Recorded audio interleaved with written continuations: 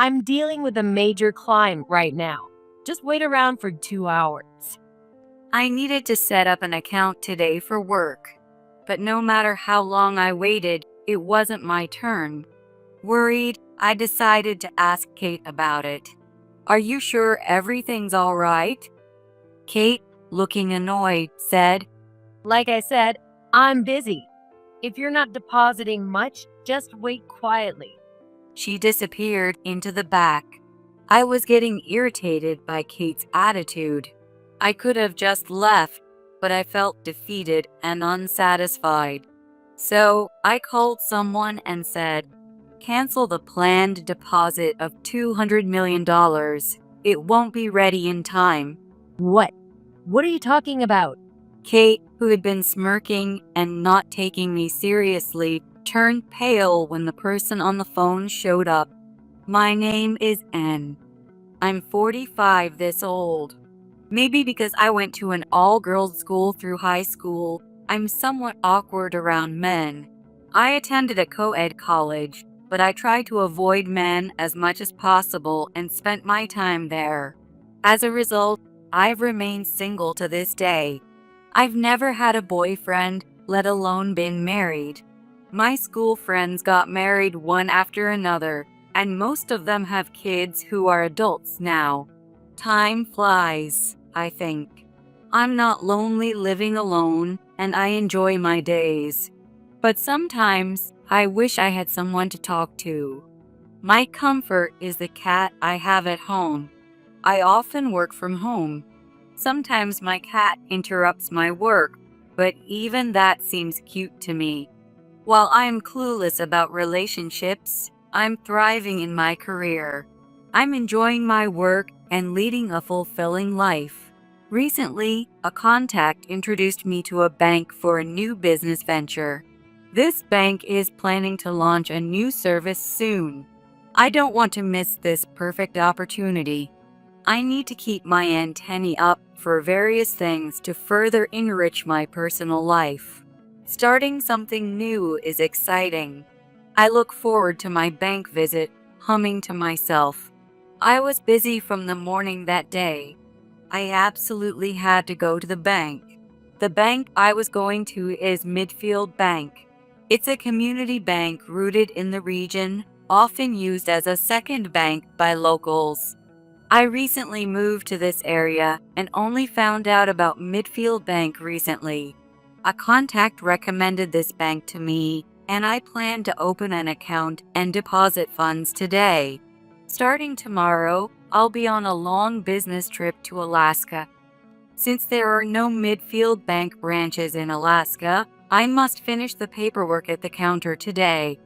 Trying to control my anxious feelings, I hurried to the bank. In the end, I arrived around 1 p.m.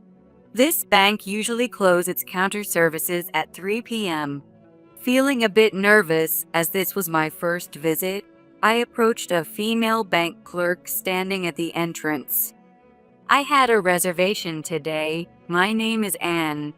Luckily, Midfield Bank has a reservation system. If you reserve a visit a few days in advance, you don't need to take a ticket at the counter and can be assisted immediately. Since today was the only day I could go to the bank, I had made a reservation.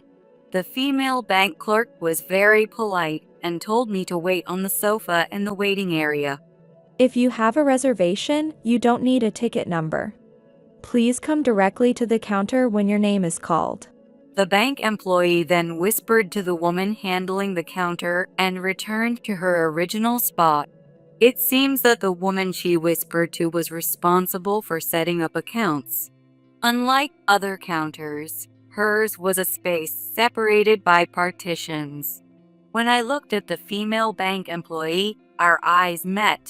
However, she immediately made a face of displeasure. I didn't understand why she looked displeased at first and became anxious. I was sitting near the bank employee, and she muttered in a voice just loud enough for me to hear, Dealing with such an old lady, the worst. I couldn't believe my ears when she said that so suddenly. She scowled at me for a moment, then started smiling sweetly at the customer who sat down in front of her. The customer was a young man. I began to worry if I could complete my transaction without issues. 30 minutes passed, yet there was still no sign of my name being called. Since I had made a reservation, I didn't have a ticket number, so looking at the monitor didn't help me know when I'd be called. The procedure had to be completed today. Impatient, I approached the bank employee when the customer in front of me stood up. Upon closer inspection, her name tag read Kate Williams. Seeing Kate up close, she seemed to be a 20-something recent graduate. She looked quite young. She had heavy makeup and flashy curly hair. In a major bank, such an appearance wouldn't be tolerated. "Excuse me, I've been waiting for a while now, but my name hasn't been called at all. How much longer will it be my turn?" Kate then sighed heavily. It's very busy today at the counter, so could you please check your ticket number on the monitor and wait? I was told by the bank employee at the entrance that I don't have a ticket number since I made a reservation. When I explained this, Kate made a face as if it was a hassle. Even with a reservation, you're supposed to get a ticket number. How do you not know that? Here, I'll call you by this ticket number. Saying that, Kate handed me a ticket number with a haphazard gesture. It was my first time at this bank. How could I possibly know that? And when I hurriedly checked the monitor, the ticket number I received was the last one. I immediately protested to Kate. "My ticket number is the last one. Isn't this too much for someone who made a reservation?" Kate chuckled. Well, I just issued the ticket number, so of course, it's the last one. There are many other customers waiting, so I can't give you any special treatment. Please wait your turn quietly. With that, Kate called, "Next customer," and turned away. I reluctantly sat down on the sofa to wait. After an hour, it was finally my turn.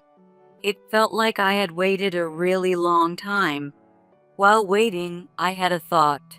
Maybe Kate is trying to find a husband at this bank. She was earnestly talking to young, seemingly wealthy male customers.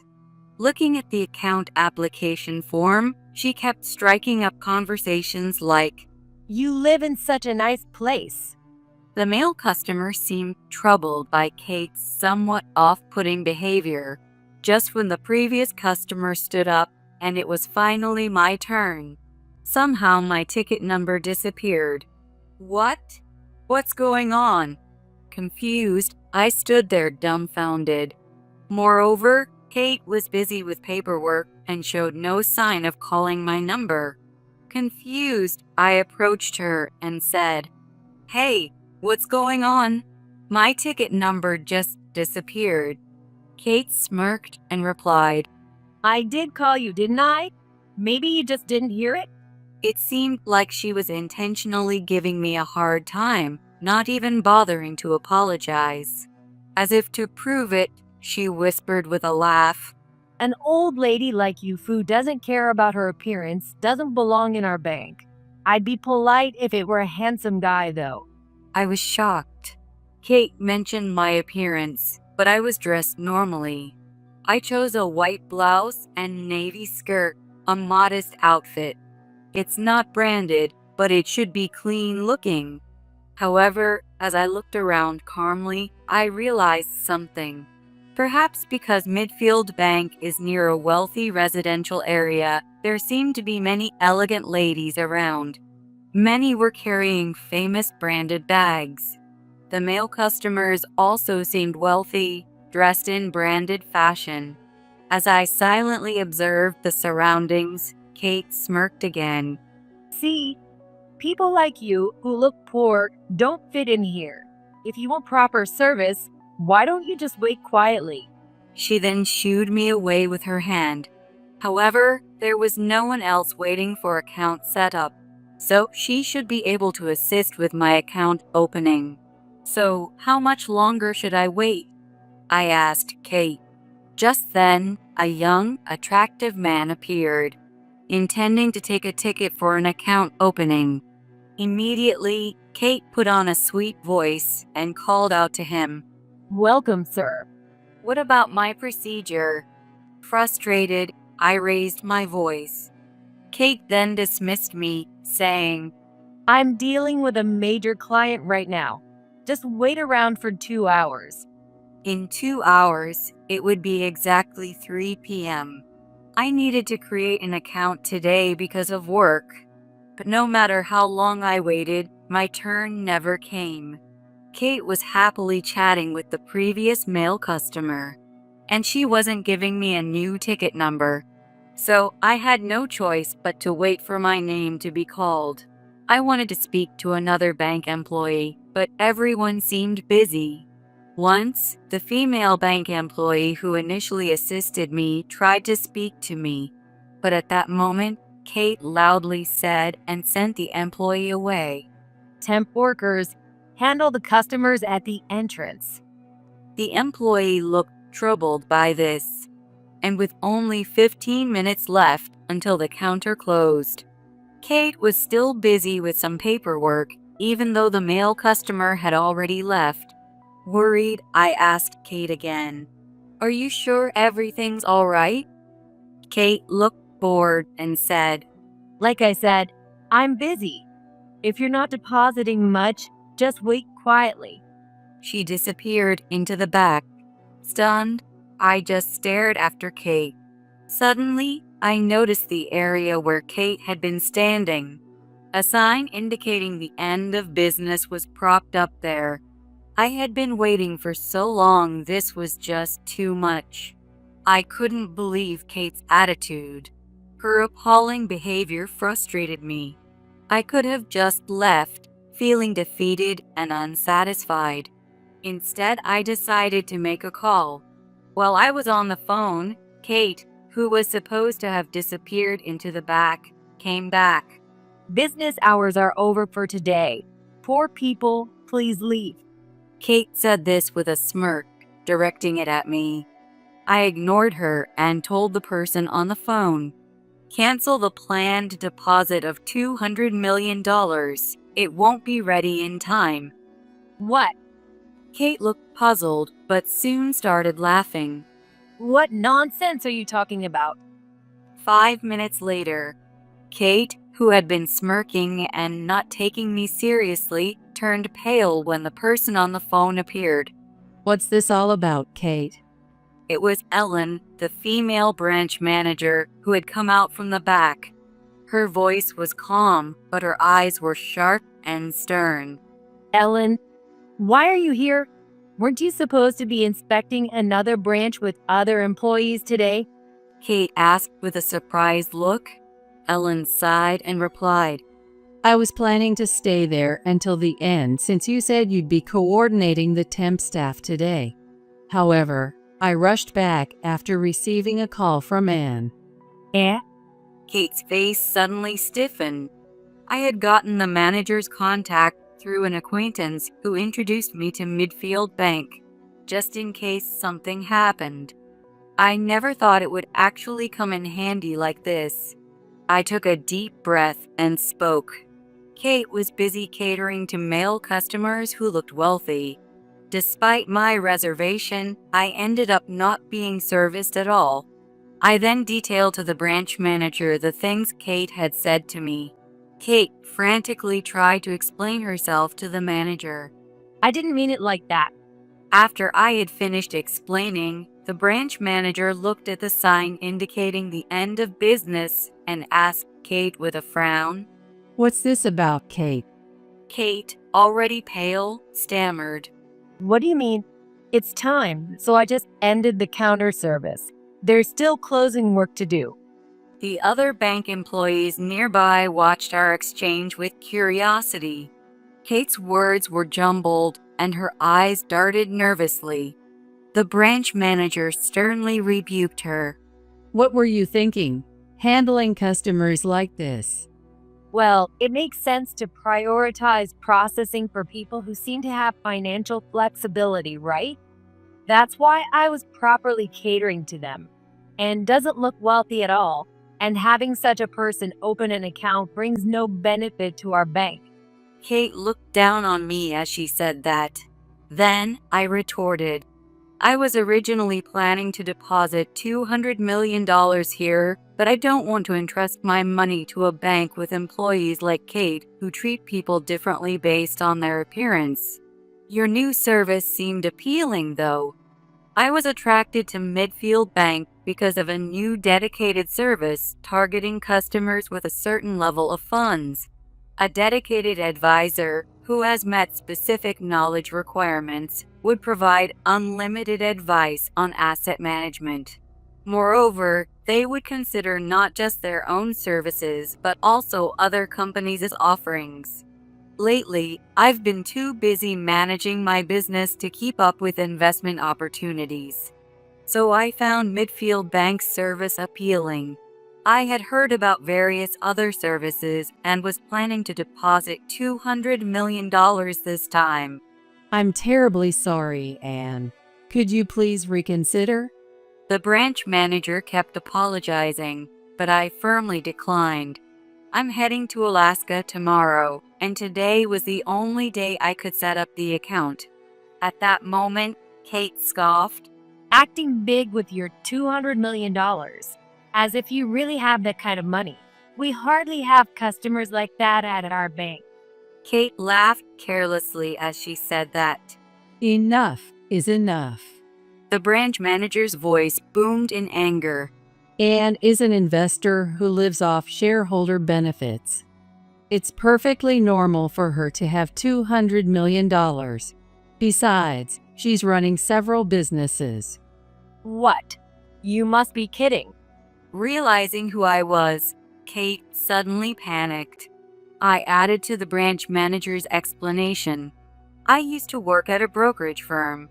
I started investing as an extension of my job during the boom years, and it went well.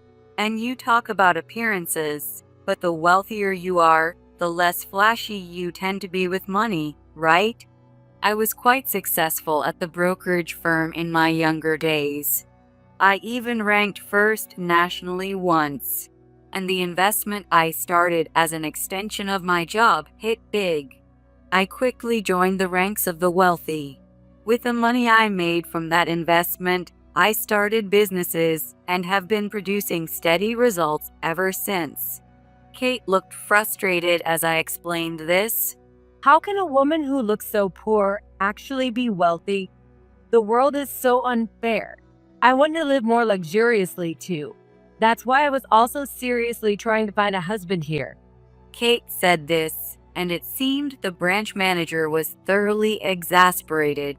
What are you even here for? Ultimately, Kate was relying on others. She wasn't trying to make it on her own. I sighed and said, Kate is third rate. Kate glared at me, but I continued regardless. You're just desperately trying to be taken care of by a wealthy man, aren't you? Without trying to make money on your own. That's third rate. As I spoke, Kate gritted her teeth in anger. What do you know? Kate was visibly upset. You wouldn't understand at all. The effort of someone first-rate like me and the third-rate actions of someone like you, Kate. It's incomprehensible. You. Kate tried to confront me. I dodged and said, Oh, there's one thing I do understand. I smiled brightly. What? Kate faltered, and I cheerfully declared, You won't be able to conduct any serious matchmaking anymore?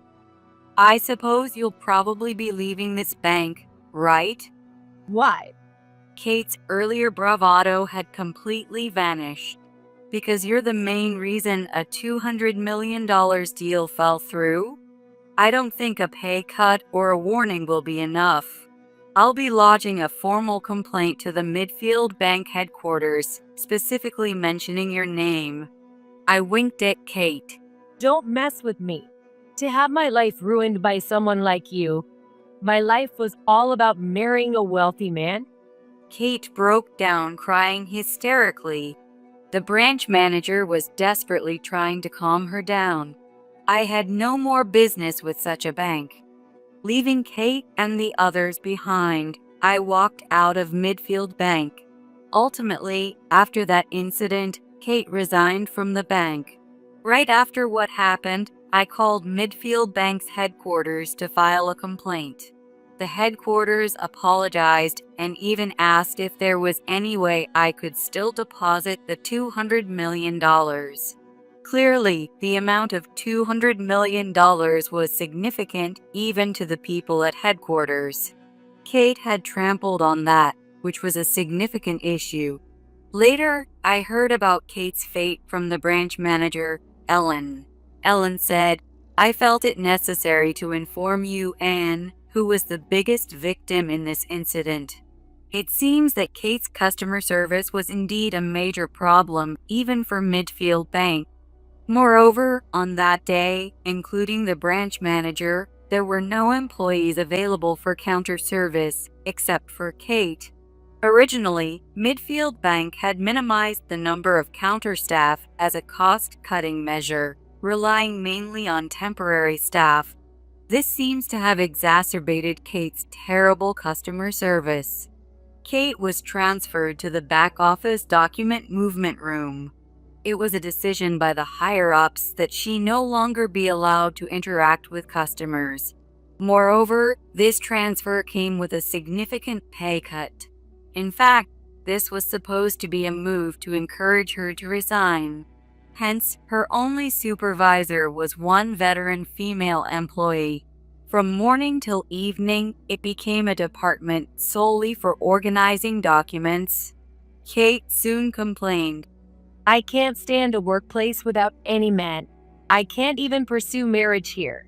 She said this and left the bank. Kate might think she has a chance at her next job, but her future seems bleak. Even though she is young, she left the bank after causing significant trouble. Midfield Bank is a community-rooted bank, and even if they were tight-lipped, rumors about people can't be completely controlled. Plus, Midfield Bank has many corporate clients.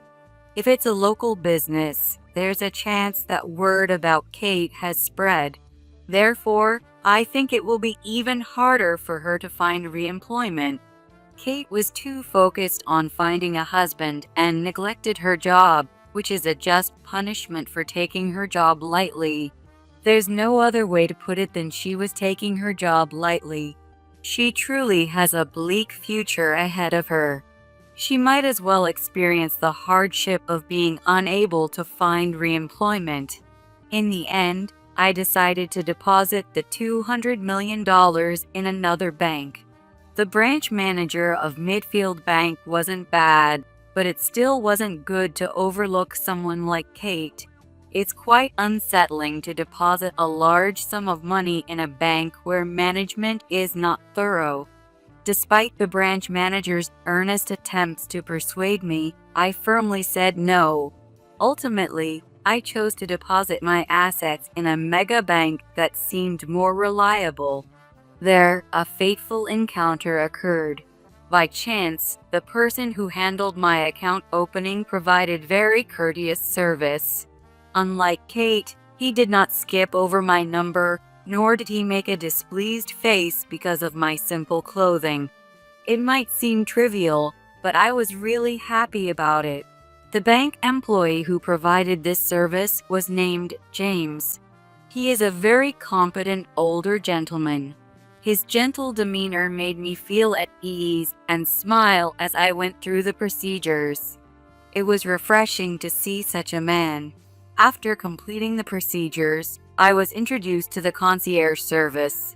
It's an exclusive service for clients with a certain amount of assets, where a dedicated person handles everything without having to wait at the counter. I felt it was very similar to the service at Midfield Bank.